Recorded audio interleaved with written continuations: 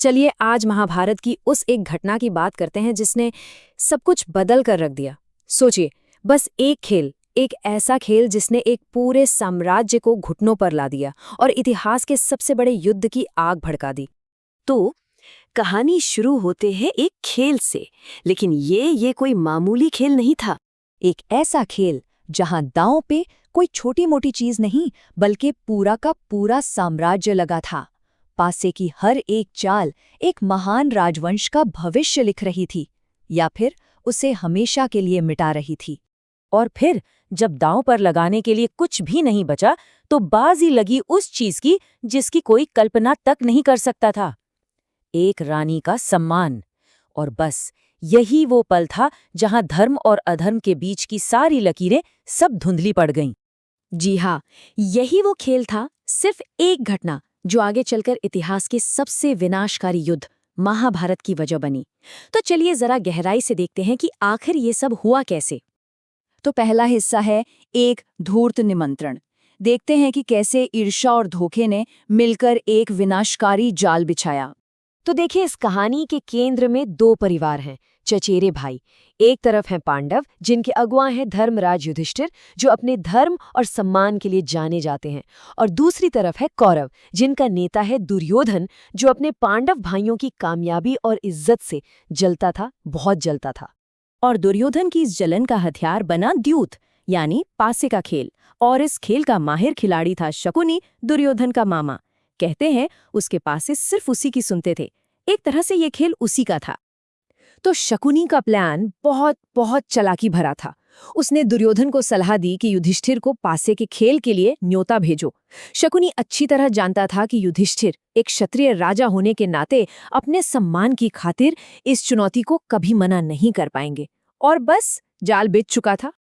अब आता है दूसरा हिस्सा, पासे का वो धांधली भरा खेल। और यहीं से शुरू होती है एक राजा के विनाश की कहानी। और खेल शुरू हुआ।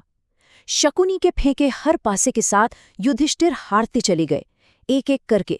पहले सारा धन और खजाना गया, फिर पूरा राज्य और सेना हार गए। जब दांव पर लगाने को कुछ नहीं बचा तो उन्होंने अपने चारों भाइयों को दांव पर लगा दिया और उन्हें भी हार गए।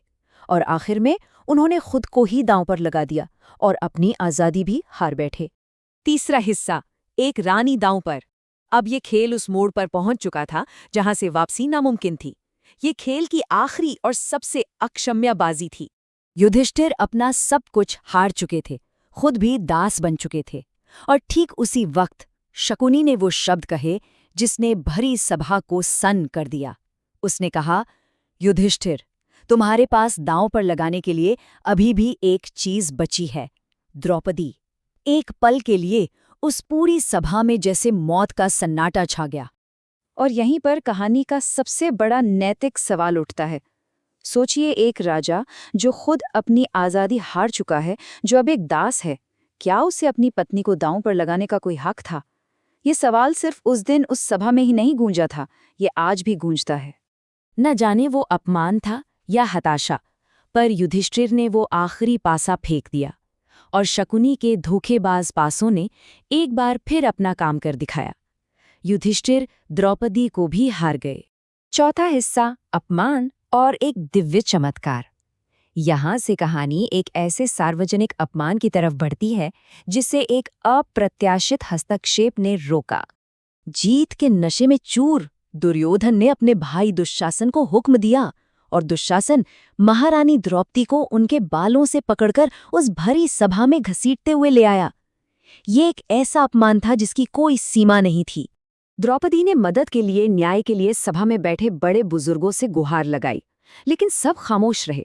पितामह भीष्म खामोश, गुरु द्रोण खामोश, यहाँ तक कि खुद महाराज धृतराष्ट्र वो भी खामोश। उस दिन उस सभा में बैठे बड़े बड़े धर्म ज्ञानियों की चुप्पी भी अधर्म में उनकी हिस्सेदारी बन गई। इसके बाद दुशासन ने द्रौपदी को निर्वस्त्र करने की कोशिश की, उनकी साड़ी खींचनी शुरू कर दी। और ठीक तभी एक चमत्कार हुआ। कहते हैं द्रौपदी की सच्ची पुकार सुनकर भगवान कृष्ण ने उनकी मदद की। दुशासन साड़ी खींचता रहा और साड़ी का कपड़ा बढ़ता रहा, बढ़ता ही रहा, वो कभी खत्म नहीं हुआ। इस तरह एक दिव्य शक्ति ने द्रौपदी के सम्मान की रक्षा की। और अब 5वां हिस्सा, एक प्रतिज्ञा जिसने युद्ध की आग जलाई। ये वो पल था जब प्रतिशोध की एक ऐसी शपथ ली गई जिसने आने वाली पीढ़ी का भविष्य तय कर दिया। अपनी आंखों के सामने ये सब होता देख भीम का गुस्सा फूट पड़ा। उन्होंने क्रोध से कांपते हुए एक भयानक प्रतिज्ञा ली। उन्होंने कहा, मैं दुशासन की छाती का लहू पीऊंगा और मैं दुर्योधन की जांग तोड़ दूंगा। ये सिर्फ गुस्से में कहे गए शब्द नहीं थे, ये आने वाले महायुद्ध की नींव रख दी गई थी। बस इस एक घटना ने सब कुछ तय कर दिया। पहले भीम की वो भयानक प्रतिज्ञा, फिर पांडवों को मिला 13 साल का वनवास, और जब वो वापस आए तो सिर्फ एक ही चीज बची थी, महायुद्ध। अब शांति का कोई भी रास्ता नहीं बचा था।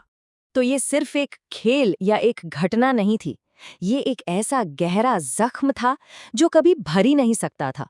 ये वो अन्याय था जिसके बाद सुलह की सारी उम्मीदें खत्म हो गईं और ये तय हो गया कि कुरुक्षेत्र का मैदान लहू से लाल होगा। और आखिर में ये कहानी हमें एक बहुत बड़े सवाल के साथ छोड़ जाती है।